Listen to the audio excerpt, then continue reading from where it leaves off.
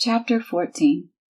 As we neared Hardwar, about a day's journey from the city, we stopped at the home of an American whom we called Weldon. He gave us a hearty welcome and insisted upon our remaining with him for a few days. Weldon, a well-known writer, who had lived in India for many years, was in sympathy with and deeply interested in our work. He had asked several times to join our party, but circumstances had been such that we could not include him. As we sat in his garden next day, relating our experiences, Weldon suddenly remarked that he had never fully accepted the authenticity of the history and life of the man called Jesus of Nazareth. He had studied available records carefully, but they had all seemed vague and lacking in conclusion.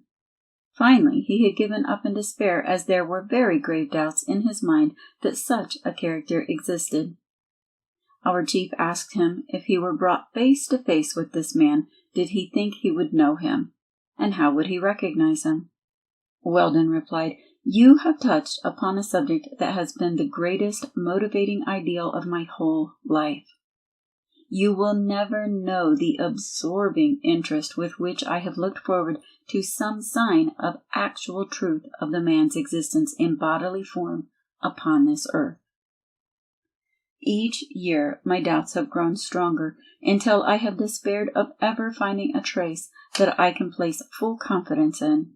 However, there has always been something away back somewhere that I might define as a vague thought or ray of hope that sometime, somewhere, if I could meet this man face to face without a suggestion from any outside source, I would know him positively. Instinctively, this thing wells up before me, and I say this to you. I have never before voiced it. I know I would know him. This is the most sincere feeling I have ever experienced, and, if you will pardon me for the repetition, I will say again, I know I would know him.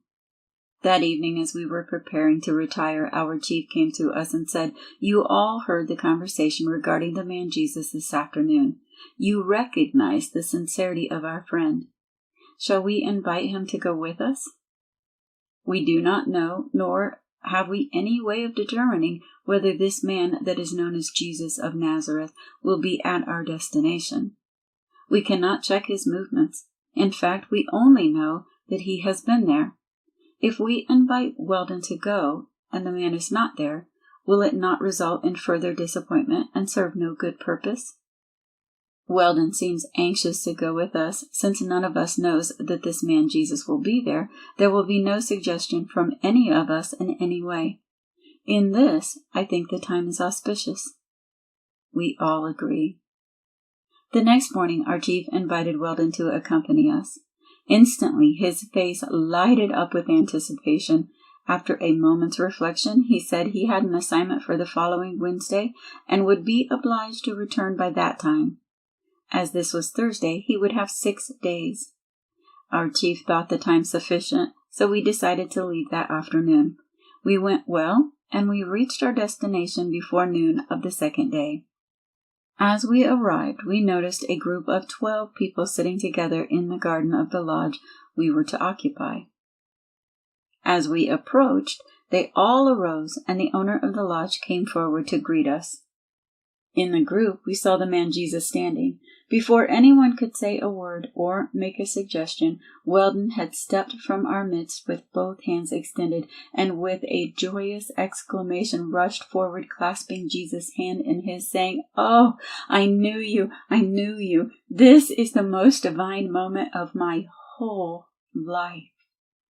When we realized what had taken place, there was something akin to divine joy that swept through us as we beheld the rapture of our friend. We stepped forward and exchanged greetings as Weldon was introduced to the group. After lunch, while sitting in the garden, Weldon said to Jesus, "Won't you talk to us? I have been waiting a lifetime for this moment." There was silence for a few moments, then Jesus began, "In the silence of the hour, I would have you know that the Father to whom I speak and who dwells within me is the same loving Father who dwells in all and to whom all can speak and know just as intimately as I do. A breath of wondrous glory sweeps across the chords that vibrate with a life pure and divine. It is so pure, the waiting silence stops and intently listens. The fingers of the great and knowing one of yourself touches your hand with lingering softness, and the voice, as always, is telling you of the Father's great and glorious love. Your voice is saying to you, I know you are with me, and together you and I are God. Now the Christ of God stands forth. Won't you erase every limitation and stand with me in spirit? Greater thoughts have not been given than these I give unto you. It does not matter that men say it cannot be.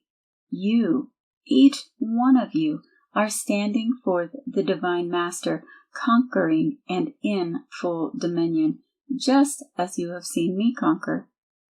The time is here. The fulfilling pure thought that you have sent out to the divine Master has come to fruition in your own body, and the soul has taken complete command. With me you soar to heights celestial. We lift these bodies up until their shining radiance becomes a blaze of pure white light, and together we have returned to the Father from whence all have come forth. God, our Father, is pure light emanation, and from this vibrating light all come forth. In this vibration all stand together with God. In these vibrating emanations of light all material consciousness is erased, and we see creations projected forth from the formless into form, all things renewed every instant. In the primal cosmos aqueous or God substance, all things exist, and because of that existence, the vibrations are so high that none perceive them. Unless one stands forth in spirit as we do, it is necessary to raise the vibrations of the body to spirit vibrations. Now we can see creation going on all the time, as creation is caused by the radiation of cosmic light vibrations generated in the great cosmos. And this radiation is the great universal life or light energy that sustains all and is called the Father of radiation or vibration. It is the Father of radiation because its radiation will shatter any other radiation or vibration. In reality, it only sets them aside in order that other forms may take their place. When our body vibrates in tune with spirit vibrations, we are light vibrations, the greatest of all vibrations, God, the Father of all vibrations. It will soon be proved that these cosmic rays constitute such a terrific bombardment that they are destructive to so-called matter. These rays are from the source of all energy, the Father of all elements, the source from which all elements come. This is not destruction. This is transmutation from so-called matter to spirit form. It will soon be known that these cosmic rays have such tremendous penetrating power that they penetrate through all mass, shattering, as it were, the very heart or nucleus of a so-called atom, transmuting it into atoms of other substance, and thereby creating other elements of higher order, and in this way, creation advances into a higher emanation of pure light or life itself. These radiations, which have such tremendous penetrating power, are readily distinguished from all radiations coming from the Earth or Sun galaxy and have complete control over all these radiations or vibrations. It will soon be known that these radiations come from a universal source, unseen, that the Earth is continually subjected to a terrific bombardment of these rays that are so potent they change or transmute atoms of one element into the infinite particles of another element. It will also be found that when this cosmic ray strikes the nucleus of an atom, it does shatter it. It separates this atom into the minute particles of another substance, causing transmutation from a lower to a higher element. Thus, these radiations do not destroy matter. They transmute it from a lower to a higher element, from the material to spiritual. This higher element is as man dictates.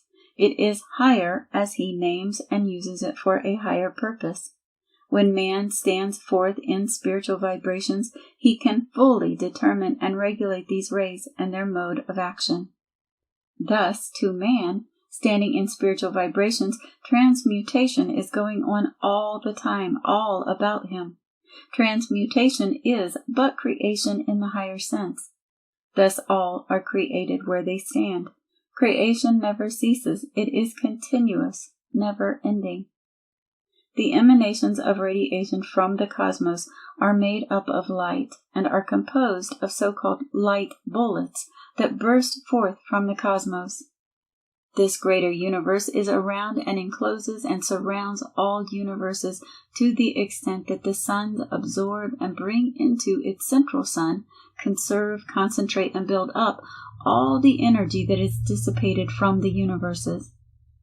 This central sun becomes so full of vibrating, pulsing energy, and this energy becomes so condensed that the so-called light bullets are shot out with such radiating force that when they collide with the nucleus of another atom, the atom is shattered but not destroyed.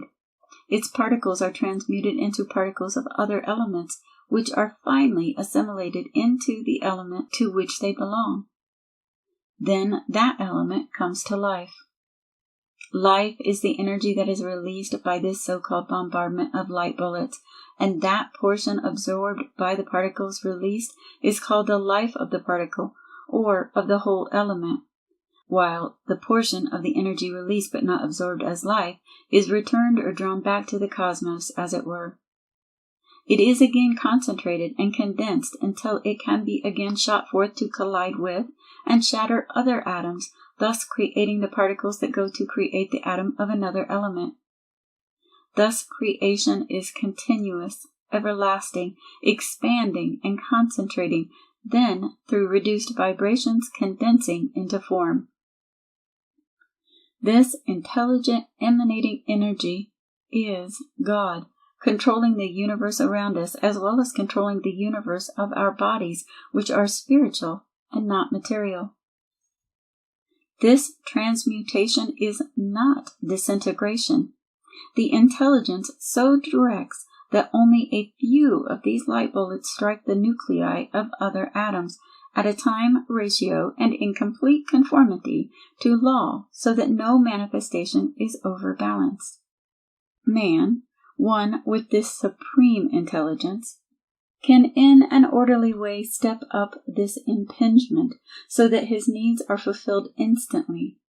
In this way, man hastens the slow process of nature. He does not interfere with nature. He works with nature in a higher rate of vibration than that in which nature works in the lower order of concept. Lift up your eyes and look on the fields, for they are white, all ready to harvest. St. John 4:35. All is vibration and corresponds to the plane or field upon which vibration acts. The plane or fields spoken of have no reference to the concentric bands or shells that surround the earth. These concentric shells or layers are ionization bands which enclose the earth and reflect back vibrations originating on the earth, but they do not impede or shut out cosmic light rays. It is through them that transmutation or creation is going on all the time. Even our bodies are transmuted from a lower to a higher condition, and we become the conscious directors of this change by keeping the thoughts and, therefore, the body attuned consciously to the higher vibrations. Thus we attune the body consciously to a higher vibratory rate, and we become that vibration. In this condition, the master waits. As you stand now, you are master. You are ruler over all conditions. Now you know that the glory and the consciousness of a divine creation is far above any material thought. The first step is fully and completely to control all outer activities of thought, mind, and body, with the thought always uppermost that you are cultivating the habit of perfection, the God habit, the Christ of God habit. Do this wherever you are, every time it comes to you during your working or resting hours. See this perfect presence within you. Get into the habit of seeing this perfect presence as your real self, this Christ of God presence. Then go a little further. See a divine white light, dazzling in purity and brilliance, emanating forth from the very center of your being. See it shining forth with such brilliance and glory that it emanates from every cell, fiber, tissue, muscle, and organ of your whole body. Now see the true Christ of God standing forth, triumphant, pure, perfect, and eternal. Not the Christ of me, but your own true Christ of God, the only begotten of your Father God, the only true Son of God, the triumphant and all-conquering Godhead. Step forth and claim this as your divine right, and it is yours. Every time you say God, know fully that you are presenting God, and you will do the world a greater service by doing so than by presenting me as the Christ of God.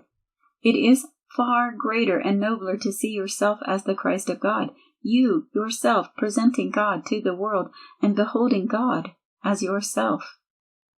You sit back and pray to me to intercede for you. It is wonderful that you do present me to the world as the Christ of God and recognize the God qualities presented through me, just so long as you do not make an idol or image of me and then pray to that idol. The moment you make a graven image of me and pray to that image, you debauch me and yourselves. It is well to see the ideal that I or anyone else presents, to make that ideal your very own. Then we are not apart or separate from God. As such, man conquers the world. Do you not see the greater thing to be accomplished by standing forth one with us in God? If you cultivate this with love, reverence, devotion, and worship, it becomes a habit, and soon it is all of you, your daily life and existence. In a short time you have brought forth divinity. You are once more the divine Christ, the firstborn of God. You are one with primal spirit, energy. Actually feel, see, and take hold of this great light. Accept, declare, and know positively that it is yours, and in a short time your body will actually send forth this light. In every age and every condition, all through the great immensity, this supreme light has existed. It is everywhere. This light is life. When anything is made plain, we are enlightened regarding it. The light shines forth into your conscious concept. Soon the light of life will shine forth to your watching eye, as it has to all great ones. Many of these great ones are portrayed standing forth in a great blaze of light. Although you may not see it, this light is real and is life radiating from your body. Here Weldon asked if we might talk over some of the Bible teachings, and Jesus readily assented. We arose and walked out of the garden together. Weldon exclaimed, "Just think, here you have contacted these people, and I have lived in the same neighborhood and never recognized them. This day has indeed been a revelation to me. A new world, a new light, a new life stands revealed." We asked him how he recognized the man Jesus. He answered, "You marvel that I recognize the man for what he is. I do not know how I know. I know, and nothing can shake that knowing." We suggested that if he kept his assignment, it would be necessary for him to leave the following Monday, and that 2 of our party would leave for Darjeeling on that day and would accompany him. "Leave?" he replied. "I have already dispatched a messenger asking another person to take my assignment. I am staying here. You just try to send me away."